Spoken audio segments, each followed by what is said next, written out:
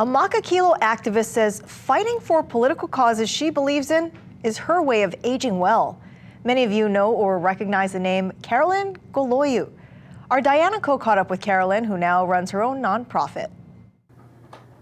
Carolyn Golojuch is no stranger to Hawaii's state capitol.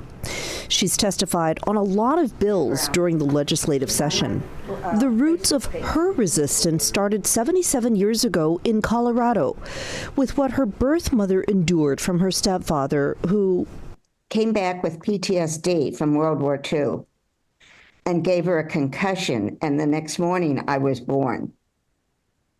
And I think all of that has its influence on me. Grown up, Golojuch chose to use her power for those who have none. I think my life is thanking her by helping other abused children. Her maiden name also provided a long lesson in prejudice. The last name Martinez, that did put me in a different spotlight in Southern California in the 50s and 60s. She became a social worker and turned her attention to LGBT rights when her son, Michael Jr., came out as gay in 1995. He, by the way, is the chair of the Democratic Party of Hawaii's LGBT caucus.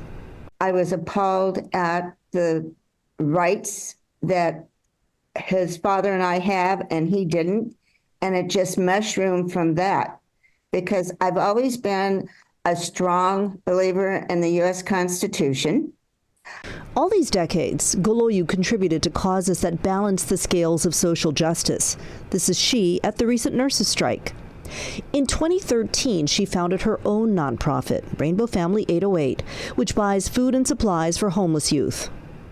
That would be a crime for me to know they're hungry and not do something about it. How does doing this kind of work keep you aging well? Because it keeps me alive.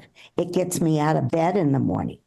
Carolyn Golojuch from Rainbow Family 808 and general political activist, thank you so much for talking to us. For Aging Well, Diana Co, Island News.